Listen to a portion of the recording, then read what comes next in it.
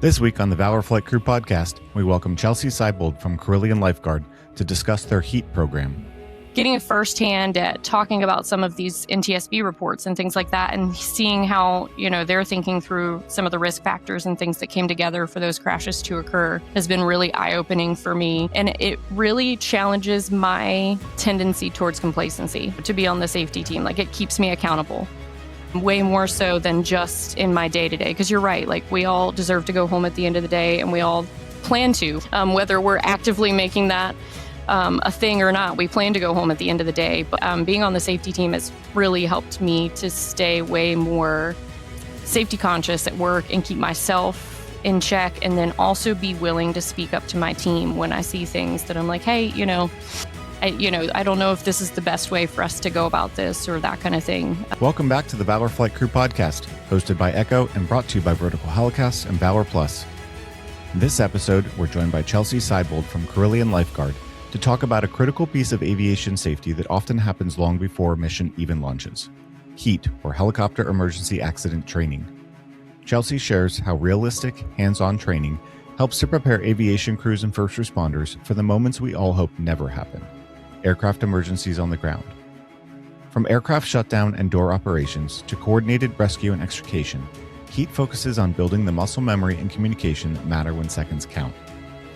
We also dive into the power of interagency training, simple but effective ways to create realistic scenarios, and how strong partnerships between aviation programs, fire departments, and EMS crews can make the difference between chaos and coordination. Because in public safety aviation, safety isn't just about flying the mission. It's about preparing for the unexpected. So strap in, check your gauges, and join us as we lift into a conversation about training, teamwork, and building a stronger safety culture for the crews behind the mission. Thank you to our sponsors: Airbus, Precision Aviation Group, and Metro Aviation. Welcome to the Valor Flight Crew podcast, brought to you by Vertical Helicasts and Vertical Valor magazine. Produced in partnership with Echo, Every Coast Helicopter Operations, the Valor Flight Crew podcast promotes the personnel and life-saving equipment behind helicopter air ambulance services. Join hosts Mike Fideli and Blake Schreider for in-depth interviews and expert insights from air medical personnel, pilots, communication specialists, and maintenance crews who play critical roles in airborne emergency response. Line 1 accepting. Copy, Line 1, gotcha, accepting. You're going to be talking to Red Feather 1 on LCEMS. Welcome back to the Valor Flight Crew podcast. As always, your hosts here, Mike Fideli and Blake Schreider. How are you today, Blake? Mike, I'm doing excellent. And I think you can tell by my voice when I keep asking you these days. I know you're just waking up. I know you worked night shift last night, but yeah. Are we on the struggle bus today? A little bit. I feel like my coffee is helping. It's finally, the weather is a little bit warmer down here, so I feel like as the seasons change, so does my coffee flavors. You poor baby. Must be awful to have one day in the 30s. Oh, well, I don't know. Would you be mad if I told you the high was like 78 today? We had 81 the other day, and I was in my glory. It was amazing. I'm enjoying this, lovely cup of coffee. It's the, flavor that I enjoy for summer, a little lighter. It's not so heavy. So I think I'm going to do okay. Awesome. I'm still waking up myself over here. I made some poor life choices last night, so it's still recovering a little bit. That is absolutely for another podcast. But we do have a great one for you today, which I am really super excited about this one. Today we get to speak with another friend from Carilion Life-Guard. And I think that the premise of this podcast is I think it's something that we like to just kind of forget about and push to the back burner and not really think about what could happen sometimes. I think we all go to work every day and we expect we're going home, right? And we don't plan for when or if something could potentially happen. And I really appreciate that our friends at Carilion Life-Guard are taking this safety helm to the absolute max. We did a podcast a couple months ago talking with some of the Carilion crew about the incapacitated pilot program. And today we get to speak with Chelsea Sibold from Carilion Lifeguard about their heat training, which is helicopter emergency accident training. And again, it's something I think that we don't like to think about. We don't like to plan for the worst of those situations. We do it all the time for our patients, right? We plan for the worst with our patients so we can have a game plan, know what to do, and figure out how to move forward. But we don't do that for ourselves. And so I'm looking forward to having this discussion, not because it's a fun topic to talk about, but because it's something that's so important that I really think that every crew across the country really should have in their back pocket and understand everything about how to keep yourself safe, or how to train others to keep you safe should the unthinkable happen. I'm really excited for this too, Mike. Last night at work, we were doing our annual recurrent medical crew member training, and a lot of it is, we always think it's just, okay, here we go. It's always the annual redundant thing. But the one thing I love about where we're at is we get a ton of essentially case review, right? In our medicine world, we always do case review for, calls that, maybe didn't go so well, or, some things that we want to learn from, but really going over just accidents, and you read, different types of incident reports, and you look at these things, and like you said, Mike, we try to like shove that off in our mind, right? And it doesn't, I don't feel that it comes from a place where we're like, that's not going to happen to me. I feel like we all know that's part of this job, but the reality is this could happen at any time, and it can almost always be outside of, things that we can't control. And if there are things that we can control, I think it's really important to highlight that and bring that to light. And there shouldn't be any shame about saying, hey, this is something maybe we're not that great at. And if we can just be open and honest and talk about it, I think this is something that we can help recognize. And I just watching it last night and just going through, 5 or 6 of these scenarios, like my first thought is, I don't think I would ever do that. That doesn't seem like anything that any of us would do at our base, but I guarantee you for the people involved in those incidents probably have the same, mindset out the gate. Absolutely. And that's no fault of their own. I think it's a reality. And if we can talk about it and be open, and having a program like Carilion, who is just grabbing the bull by the horns and just leading the way and opening up these cans for us to be like, what, we can do better. I'm really excited to hear what Chelsea's bringing forward for us. So welcome, Chelsea. Thank you for having me. Yeah, welcome to the podcast. We're super excited to have you on, and we got to sit down and talk with you a little bit at Echo as well. So, we want to get into this, and obviously, our listeners are not here to listen to us; they're here to listen to you. So I don't know about we'll that. interject here and there, but Chelsea, if you don't mind, before we kind of get into some things here, if you can just give us a little bit of background about yourself and your flight experience. Yeah. So I actually started out as a paramedic. Once a paramedic, always a paramedic. That is still how my brain tends to function. Yeah. And I, was in college and kind of had like a quarter life crisis and didn't know what to do with my life. And my parents had both done some rescue squad when they were young. And they were like, why don't you join the rescue squad in town and see if that's something you'd enjoy? And I mean, I was 20. So what's not to love about riding around in an ambulance with a bunch of 20-year-olds with your lights and sirens on? And, all the, I fell in love with EMS. It hooks you and you just fall in. Oh my gosh. Yeah. So, fell in love with EMS and was like, well, why not make this, a career option? And at my college, I had looked into swapping into nursing, but they didn't really make it easy. It was going to be like a 6-year bachelor's. And I was like, well, that's silly. I should have just probably done that. Hindsight's always 20/20, But so I just graduated with a biology bachelor's, which is hanging on my wall gathering dust, and went to intermediate. So if there are any I-99s out there, I was originally an intermediate first, and that's where I met my husband. So that worked out. But then I got a job working as a medic and became a paramedic while I was working professionally, and worked as a paramedic for about 5 years in like a busy system for our area. We don't have any major metropolitan areas where I live, but loved it. But also knew that I wanted to fly pretty early on in EMS. And so decided I would go back to nursing school too, thinking that maybe that would, just expand my horizons more and make me a better provider in the future. And so went to nursing school. I was still working as a paramedic full time.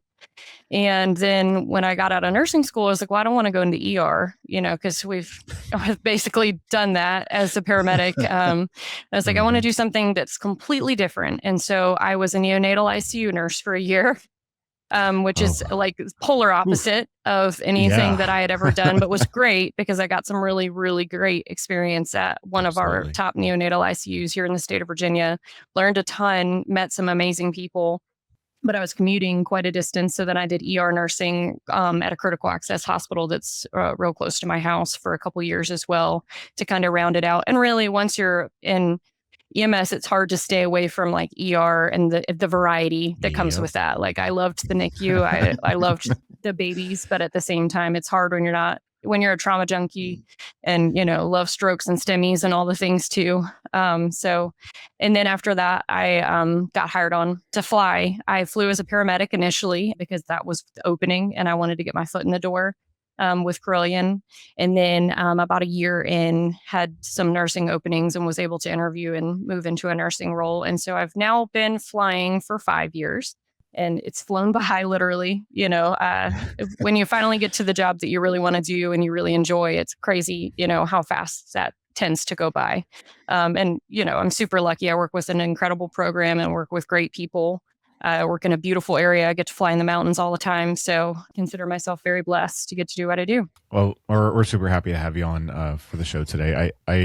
I think having people with the experience and background like yourself really helps to bring the validity to the content that you're talking to us about today. And obviously it's something that you're passionate about, speaking of the safety realm, way more than just at Carilion. And if you don't mind, I know you've been involved with Echo for a little while now. If you can just tell us what kind of roles you've had at Echo and why you love being part of it so much.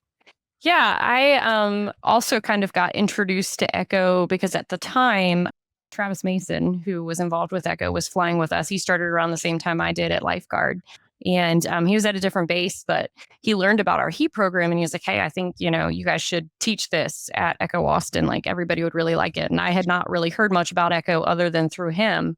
And so I joined, as a member at that point, and Echo Austin was my first conference experience with Echo. And having been in EMS for 17 years now, I've gone to a lot of EMS conferences and symposiums, and they're always a lot of fun, right? We all have a great time together, but there was just something next level for me about Echo being specific to our industry and the fact that it's this group of people who are just volunteering their time because they're so passionate about what we do for a living and want to advance the industry even further. And then, even since that was 2022, even since then, just watching how much Echo has grown just since then has been really, crazy. really, really cool though. And so, seeing, I've been a base safety officer for Carilion for several years now for my base and always have been passionate about safety. And so Echo was starting the safety team. And I was like, I think that would be something that I would really like to be involved with. So I joined safety team. That was January of 2024. So I'm now 2 years into safety team and just incredible people to learn from, especially because a lot of them have a whole lot more flight experience and time than I do in the industry, and getting to pick their brains and see how they think through things and see where their passions lie, and getting a firsthand at talking about some of these NTSB reports and things like that, and seeing how, they're thinking through some of the risk factors and things that came together for those crashes to occur has been really eye-opening for me. And it really challenges my tendency towards complacency, to be on the safety team. Like it keeps me accountable. Way more so than just in my day to day. Because you're right, like we all deserve to go home at the end of the day, and we all plan to, whether we're actively making that a thing or not. We plan to go home at the end of the day. But being on the safety team has really helped me to stay way more safety conscious at work and keep myself in check, and then also be willing to speak up to my team when I see things that I'm like, hey, absolutely. I don't know if this is the best way for us to go about this or that kind of thing. Because overall, we have an amazing safety culture at my program, and I'm grateful for that, because you definitely hear stories from other people's programs. Like we're so lucky. We have great leadership. Our aviation leadership is super supportive of our safety culture, but that doesn't mean that there's not always a way to improve further. Sure. And so that's kind of where it all originated for me. But Echo has just been seeing all of you dedicating so much of your personal time just out of interest and love of the industry is really what inspired me to want to be involved. Well, we're just so grateful to have people like you part of this amazing organization. Then also, your program is amazing. I know the first time that I came in contact with you guys was when you were here in Fort Myers in 2021, and you gave that kind of initial incapacitated pilot program. I was blown away by 100%. multiple things. One, that your helicopter is almost painted identical to ours. So Great minds. I was like, look at what is this? I was like, this is awesome. But two, like just the way that you guys were able to just bring that forward in a very just matter of fact, professional way. To show like you've been working on that for a while, even before that was presented, and the amount of work and everything that you guys were able to do to like just focus, like, here's an issue, we put some time and research into it, and here's what we came up with. And it's not hard. It does take training, it does take recognition, but you guys had all the steps. So I was completely just amazed by how proactive that you guys are at Carilion, and how safety conscious that you guys are. And I'm just really excited to hear more about the HEAT program that you guys are doing right now. Thank you to our sponsor, Metro Aviation. Metro Aviation, the world's largest family-owned aeromedical operator, offers comprehensive aircraft services with 140 plus aircraft in over 25 states. The Completion Center installs medical and law enforcement kits and avionics, serving diverse aviation needs including offshore, utility, VIP, and corporate sectors. I think the cool part is that when you get a bunch of like-minded individuals together who have that same safety-oriented goal, some pretty impressive things can happen and some amazing things can come out from the industry. And when we were reading through and looking at submissions for the Echo Philadelphia conference is coming up, this was, seeing your submission about doing a presentation on HEAT was something that really caught my attention. And again, not because it's a topic that is super fun to talk about, but because it's a topic that's super important to talk about. And I think, we've all gone through LZ classes where we kind of talk about, the concepts of an LZ and what we're going to need if you're going to land us here. And, yes, we want you standing by, with at least a little fire extinguisher. Like that's going to do anything, like for us, all it's of for these people. things. Right. It makes us feel good. Right. Yes. Or we do our REP procedures and kind of work through things and talk through it. But how often do we really have that like formal, like this is a whole like integrated program and it's both an internal and external thing? And so, looking through the submission that you had, I really was drawn to being able to hear a lot more about the amazing things that you guys are doing at Carilion. So I guess let's get into it with that and talk about the premise of HEAT and why is it, what is it specifically for your program and why is it something that you feel is so needed in the industry? Yeah, it really started out, just for first responders, helicopter emergency accident training, just talking about, we all do our LZ safety and services. I think that's probably nationwide that we all go out, at least once a year and try to have some FaceTime with our departments and show them how to set up an LZ, show them what size, where, all the things. And like you said, have your fire extinguisher, or a hose line on the ground even, hopefully. But it's quick, right? It's maybe an hour and you're on to the next thing. And it was actually brought up to us by a local department. He spoke to the person, Miranda, who helped me set this up initially. This was kind of her baby, and I got involved with her doing it. He came to her one time after one of those LZ safety and services and was like, it would be really cool if you guys could train us how to pull y'all out of the helicopter. And she was like, that's actually a great thought, because especially where we are, all three bases are in pretty highly rural areas where it's mainly volunteer. You may have some career staff, but either way, we're not saturated with airports. Most of our people do not have a lot of aviation related emergency training whatsoever. And they don't have the budget to send all their people to airports for that kind of training. And even if they're there, that's probably not going to be rotor wing related training. And who are they landing in a farmer's field on the side of a mountain but us, and, with an hour of training to do so. And so it's not only, dangerous to them, it's one of the most dangerous things we're doing on a daily is going out to a scene to pick up a patient and landing in a random field or a random intersection that we've never been to before. So it makes sense, right? And also, when are we putting the aircraft under the most stress? Is, when we're lifting off with a patient on board, Virginia summers, it can be 100 degrees outside. So it's 100. We have a patient on board, and we have all 3 crew on board. So we're heavy coming out of an LZ. That's going to be the likely time that we're going to experience an aircraft failure of some sort. And we're going to end up right back in the spot that we just took off from or close to it, right? So the people that are going to be there to help us are the folks that just landed us. And if we're not preparing them for that occurrence, like who's going to and how's it going to go? Because I really don't want to survive a crash to then die in the post-crash environment.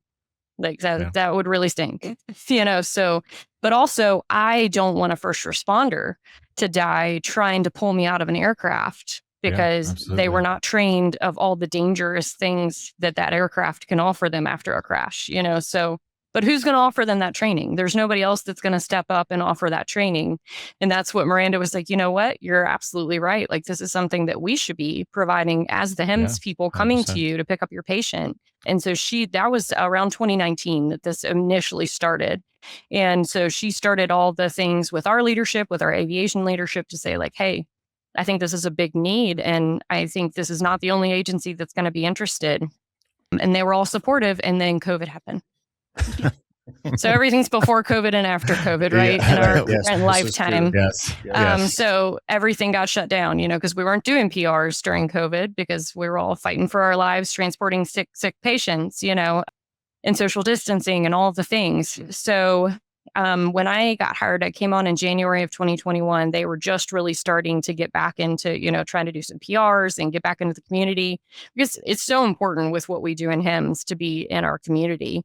And everybody was feeling that loss of that during COVID. So, they were slowly trying to reenter. So Miranda really hit hard again with this project of how do we bring this heat class to the community, to all of our first responders. And it was by that July of 21 that we were approved to try our first class and kind of see how it went, see what some of the risk factors might have been and see how to mitigate any of that. Because obviously, when we're doing any training with the aircraft, the aviation leadership wants to know what the risk to the airframe is because we certainly don't want to damage it in some way that now we're out of service and can't provide service to our community anymore because that's also not really, part of the goal.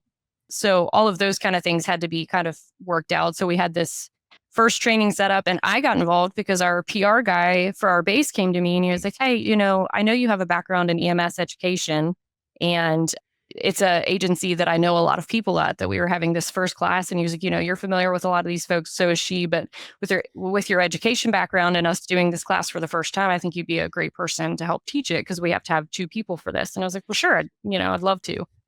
So that first class, we had 3 agencies come together because they were a little smaller agencies. So we had like 40 people there, which was great.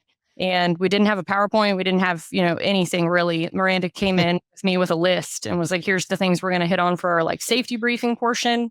And then we're going to have an aircraft portion. And I was like, okay, sounds good. And it was a hit. I mean, everybody absolutely loved it. The risk to the aircraft seemed fairly low with us having 2 providers there. And the pilot was like a 3rd safety officer to make sure that we weren't damaging the aircraft in any way. And then just the response we got was immediately like, yes, we want to do this. We would rather do this every year than like LZ safety class, because we decided to include the LZ safety things in this. So that way you're still hitting all of the safe LZ setup things that you want to hit with these folks every year, but just going a step further about all of the accident part. And so after that class, I was like, well, Miranda, like, I think this is going to be a thing. So let's sit down and make a PowerPoint so that at least, when you have a bigger program, you want it to be easily repeatable by everybody. You have different teaching and everybody has a different method.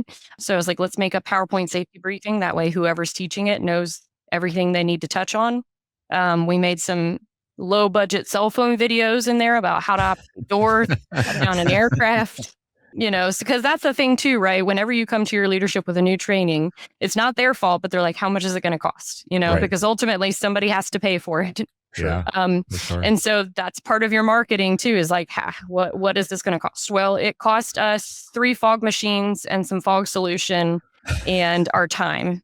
And that was it. And so that was part. And then, getting aviation leadership to approve us having the aircraft for these classes, but really overall, like the financial input to this is very minimal. And so that makes it even more attractive, right? Because you're not spending thousands of dollars to make this occur.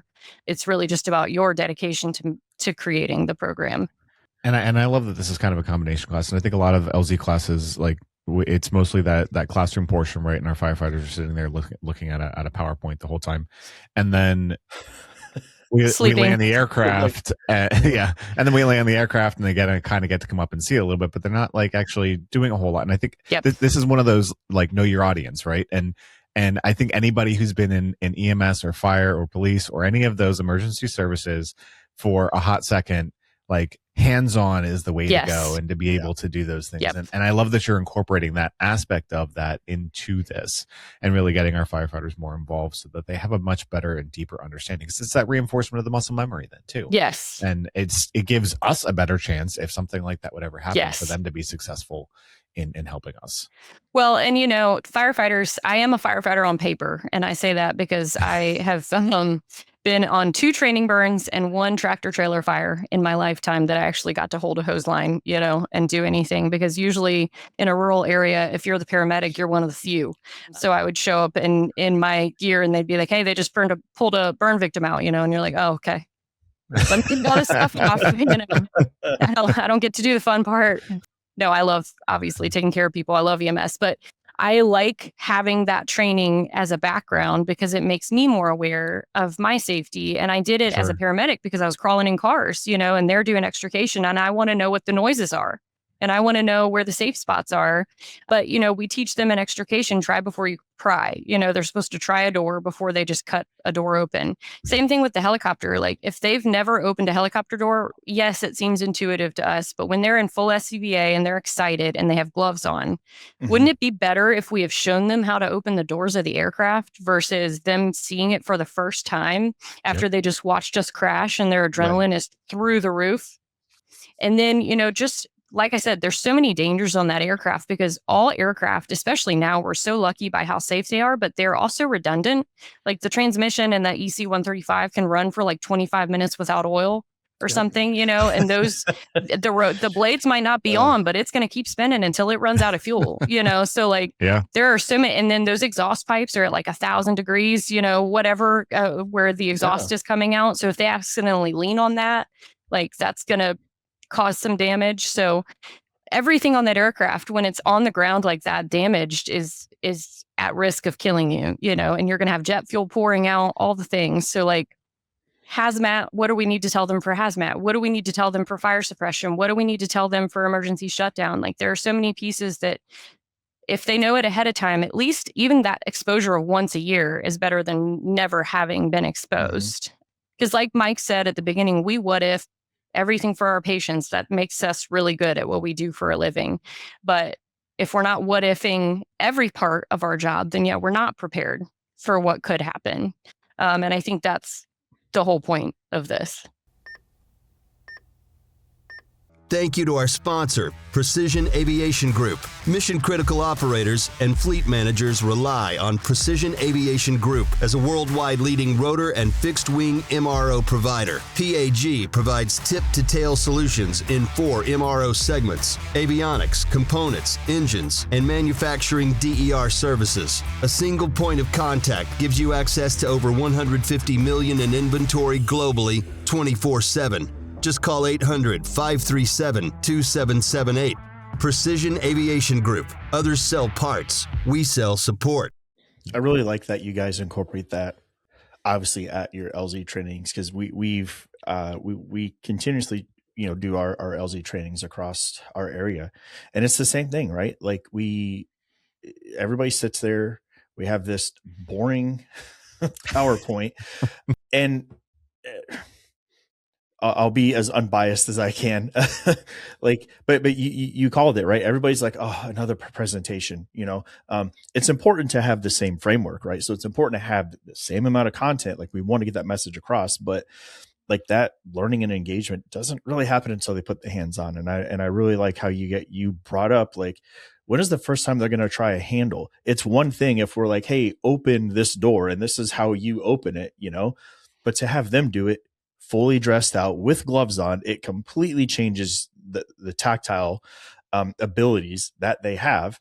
And really having them go through that, because we do, like, we say, hey, this is where you would shut the fuel off on our aircraft. We have a 135 as well. So this is, you push these two buttons or you just move this switch down. How many, for that landing, that's hard, splits the skids, and they're like, oh, if I remember, I can just go through and pull the double guards back on the switches. They're not going to do that with gloves on, so that there has to be another way to show them how to do that. And I really like that you incorporate that into the LZ training, because it's all encompassing. And I think you really brought up that point that those are the most often the times that the aircraft is under the most stress, and it takes everybody's full attention at that time. And I think it's great that that's built in to that part of training. So now they're like getting out of this classroom and death by PowerPoint for 30 slides, and they can get out there and actually do hands-on fog machines. Think that's great. I might steal that.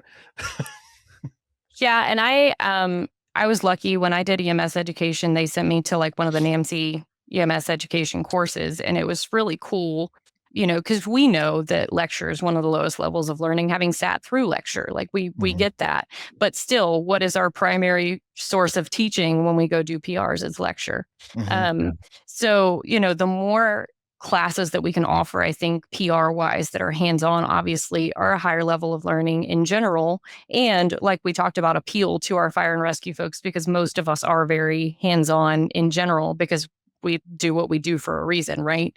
It all just kind of makes it easily tied in. But I think also it's all in how you make your PowerPoints too. Like mine, I have a lot of notes at the bottom for anybody who has to teach it after me, right? So that if I made a PowerPoint, they know what my thoughts were when I put it together, because there should be more pictures and more videos than words on a slide, because, some of us are not as good at education and we are going to read slides. And I know that not all of us have a super high reading level, but I think we're all capable of reading, so like, it is hard when you go out and teach. We shouldn't just be reading to people and that kind of thing. And like you talked about, we just get so much better buy-in if they know, okay, well, we're going to sit through this 30-minute safety briefing, but then we're going to go out there and we're going to put our gear on and we're going to do some hands-on with this. And for us in this area too, where it is highly rural, just the opportunity for them to fully dress out in their SCBA and get another sort of training iteration in full gear is super helpful, because a lot of them are still forgetting to put like their Nobex hood up or something at the, and so it's a great time for them to check each other and be like, hey, I haven't put my gear on in a month or two, am I still good at that? Because they're volunteers. Another good evolution for them. Yeah, absolutely. I was going to say, it's such a great way to have that interaction and build that community with your local EMS and fire departments too. Like that to me is, those building of those relationships is something that is so incredibly important, and to be able to have that connection. Yeah. I love a first name basis, with people that I see all the time. Because it's safer. They've proven that in, hospitals too, when everybody's dressed in the OR, they give them the signs that say what their role is. So at least they can call them out. Same thing with what we do. If I see you all the time and I know you by name, it's really easy for me to be like, hey, Rob, can you hand me whatever? Or, hey, the plan is this. And it does create more trust, right?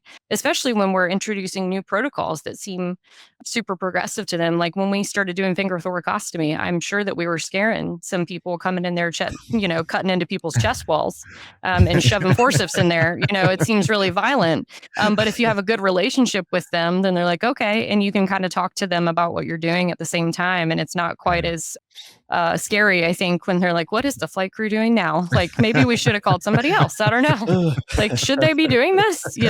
I agree. Like, that relationship is super important and helpful when you see a lot of the same people over and over again to create that trust, so that, when you're doing something new protocol based, they're like, oh, that's interesting. Tell me about that, and it's a better conversation than being like, oh, that looks rough,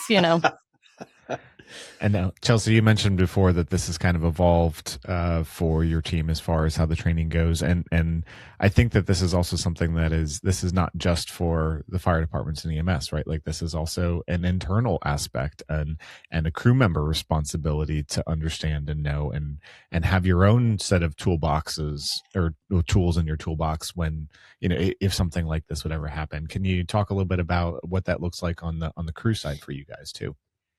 Yeah, so I was really lucky when I started. My preceptor, Diana, who's now retired, was intense in the best ways, and prepared me in the best ways for flight. And something that she would do with her orientees was blindfold drills. She would sit me in the helicopter and blindfold me. And it wasn't just about where equipment was. It was on your radio bank, how many pin switches is it to ATC? Which pin switch is dispatch? Which pin switch is COM1 if you needed to talk on, to somebody else in the air for some reason, where is your ELT? Where is this, and because she was like, you could have a fire in your aircraft and you could have no visibility. Like, are you going to be able to find what you need to feel in that aircraft? And then same thing up front. She was like, do you know where your radio button is? Because we fly in the dark too, right? You can't always turn a cockpit light on under night vision to be able to see all your buttons. So she's like, can you feel, tactile and get used to where your buttons are based on memory in case something happens? And something else that she was big on was before we came off orientation, when we were very close, she would do this big scenario with us and she'd get one of the mannequins and, put it in the hangar bathroom and you'd go through this like scene call with your mannequin and your partner. And then you had to load it into the stretcher and you'd load it into the aircraft in the hangar. And then the pilot would be in the aircraft and we'd have the battery on so we could all talk, on our headsets. And so we'd get in there and be doing things. And then all of a sudden we'd experience an in-flight emergency and have a hard landing. And then my crew was fully unresponsive. I was the only one that was responsive after the crash. And so I had to go through shutdown and talk about how I would access the front to do shutdown before I, got out of the aircraft. And then I had to extricate my crew members myself. And it was two guys that are like 6'4" and I'm 5'1", Of course. And she was like, figure it out, Chelsea. Like, you crashed. And I was like, yes, ma'am. I'm going to figure it out, obviously. Right. And, but, so that was always her thing with us. And it was really great training. But then with heat starting, I started thinking about it more. And it was like Mike was saying, we what if everything for our patients. But when I am sitting up front on a dead leg or on the way to a call, am I what ifing if my pilot suddenly passes out? Am I what ifing if he says, hey, we've got a high engine oil temp.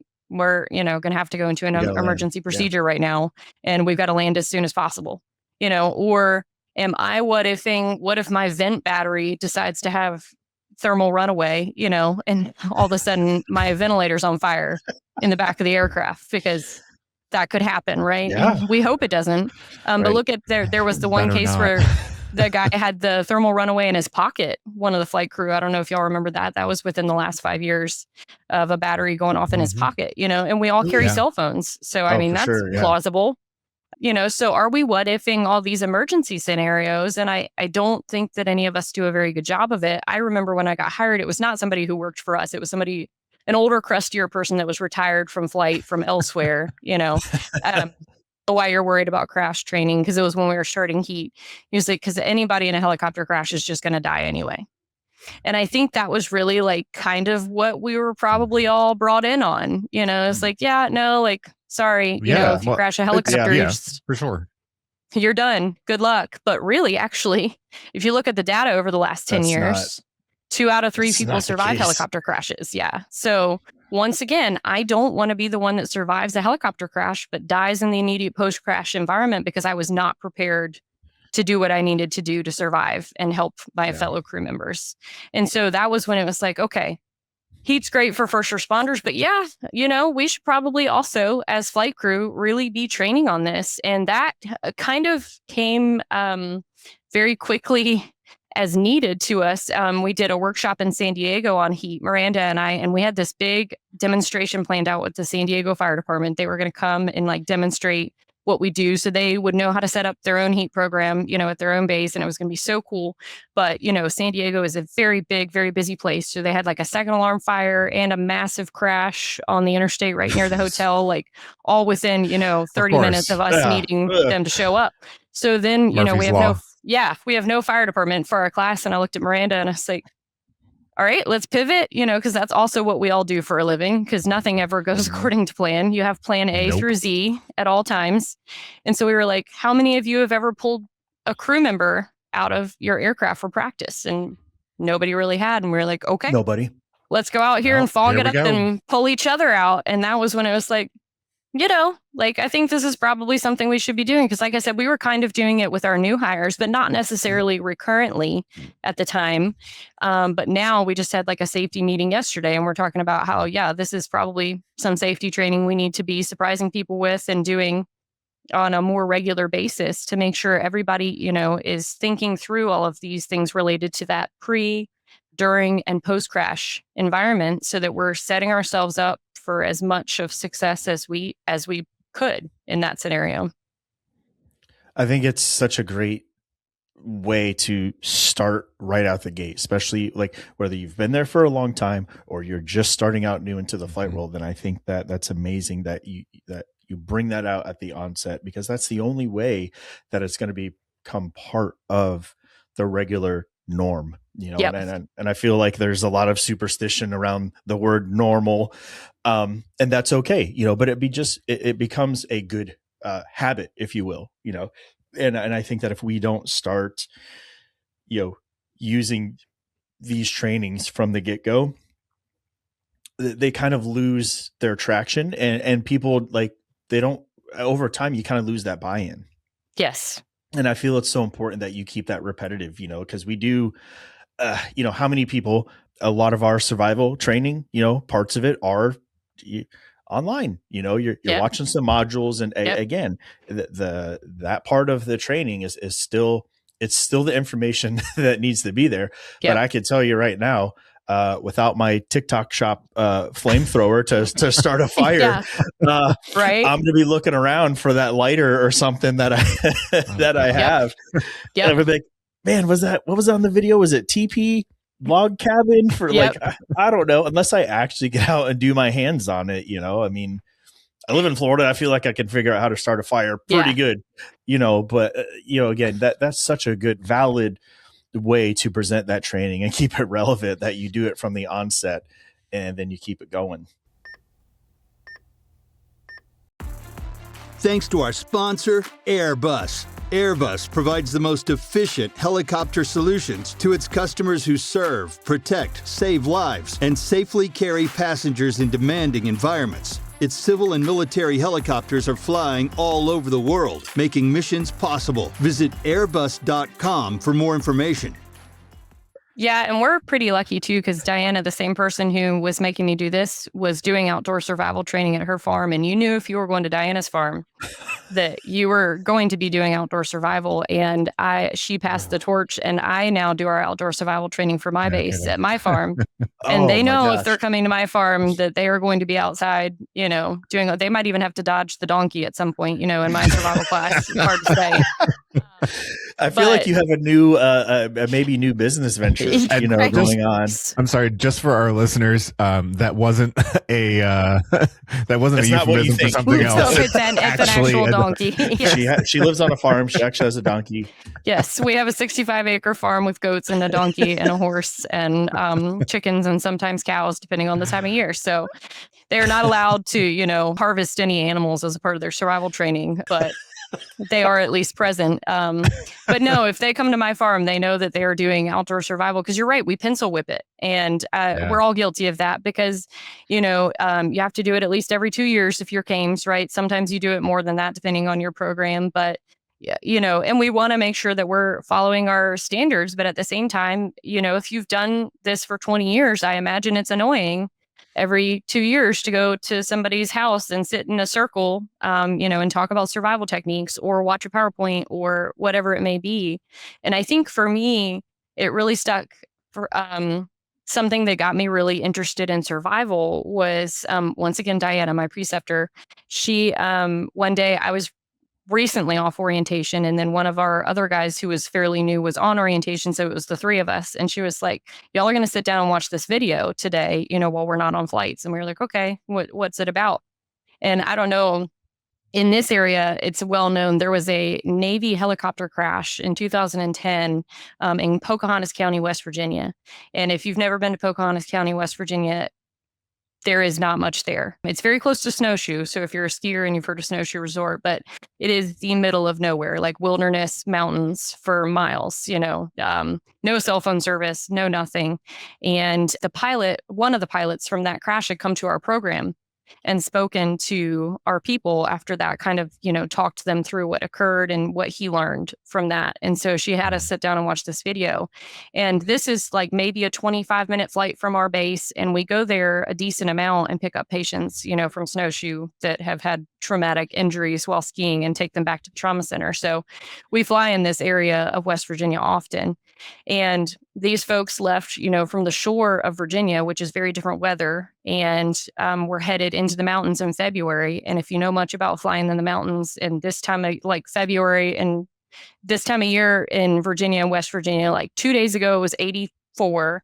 Yesterday it was 40 and it was snowing for 5 hours. And that's exactly, yeah, that's exactly what it's like. So these poor people left, the beach of Virginia. This is an A and B conversation. Yeah. So we fly, we can fly in vastly different weather patterns within the course of an hour in the mountains, because the mountains do what they want. Man. And so that's what happened to these guys. They left the beach. The weather was fine at that area. And when they crossed into the mountains, it sounds like they ended up inadvertent IMC and hit the mountainside. It was like one of the larger helicopters. So they had like 11 or 12 people on board, which I cannot imagine, with my little EC-135. And so it's February in West Virginia and they hit the side of a mountain. So snowdrifts on the side of those mountains can be chest high on men, so we're talking 4 and 5 foot snowdrifts. And they were unfortunately not in a hoistable area in this crash. We all talk about, well, they're going to know where we're at, like they're going to find us. They're going to know where we're at. They had a general idea of where they were. They had to fly over and find them. They sent like a C-130 and somebody was able to find the crash location, but they were not in a hoistable region. It was 17 degrees that night, and it took almost 24 hours to get everybody off the mountain because they were having to come up by foot and by snowmobile. So all the fire departments in the area were hiking up, from every way possible that they could. Right. And luckily those guys all hunt in those mountains and know those mountains, but they also were like, this is going to be rough, because it's super awful out there. And so luckily the helicopter fuselage was intact and they immediately started building fires. A couple of them did have significant injuries. Like one guy, I think, had a crushed pelvis, but everybody survived. And I think that just opened my eyes because, we live in this age of technology where we're like, they're going to know where we're at. We might have to wait for an hour and then they're going to come get us and everything's going to be fine. But for us flying over the wilderness that we fly over often, the chances are even if they know where we're at, that does not mean we're in a hoistable area. And it does not mean that we're going to get out quickly. And so for my people with survival, I'm like, let's plan on 72 hours. Like if you can make it for 72 hours, you're going to be fine, because I really highly doubt, that there would be a scenario where we would be out for that long. But, rule of 3 says 3 hours without shelter, right? For exposure. And it was 17 degrees that night. So it wouldn't have taken 3 hours if they didn't have fires, And then one that often people forget about is about 30 hours without rest. I know we all laugh, right? Because a lot of us work 24s and we're like, it's just a Tuesday. No, it's fine. But really, if you think about being in that level of a survival scenario, do you want to be operating that with that brain? Do you want to be thinking about that lack of sleep? Because we know, at 24 hours, they say, you start to you act like you're drunk, basically, right? And so at 30 hours without rest, you could walk off the side of the mountain. So you survived a crash and then you fall and that's what kills you. Like, that's ridiculous. Right. And so that video that day, that was very early. I think I had been off orientation for maybe a month. I was like, okay, I need to be prepared. I am always going to have my jacket with me if it's even marginally cold outside, because that's something we forget, right? We don't always even put our jacket on the aircraft because you can get hypothermic when it's 60. It's taken a lot longer than if it's 17, but you could still become hypothermic. And if you're, 2 out of 3 people survive a crash, but I think we're probably Still injured. Yeah, we're being overly hopeful if we think we're walking away totally uninjured, because that pilot, when he gave us that talked that whole time, he found out after the fact that he had a broken back.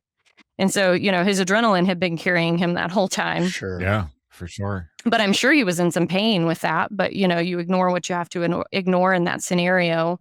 So, what are we doing? How are we mitigating our own risks? The risks we know about, right? Because we go into unknown risk all the time. So I'm not asking people to say, I'm going to know every risk that I'm walking into. Like, that's impossible in what we do. But there's plenty of risks that we know about that we should be mitigating. One of those being having a jacket with you. 2 of those being, if you have a personal survival kit, your personal survival kit should be on your person, not in your aircraft. Behind the seat, yeah. Right, because they've proven that a lot of the time you're getting off with what is on your person, right? Because if there's a post-crash fire, your aircraft survival kit's not going to be a whole lot of use to you. Have you supplemented your kit? Do you carry snacks?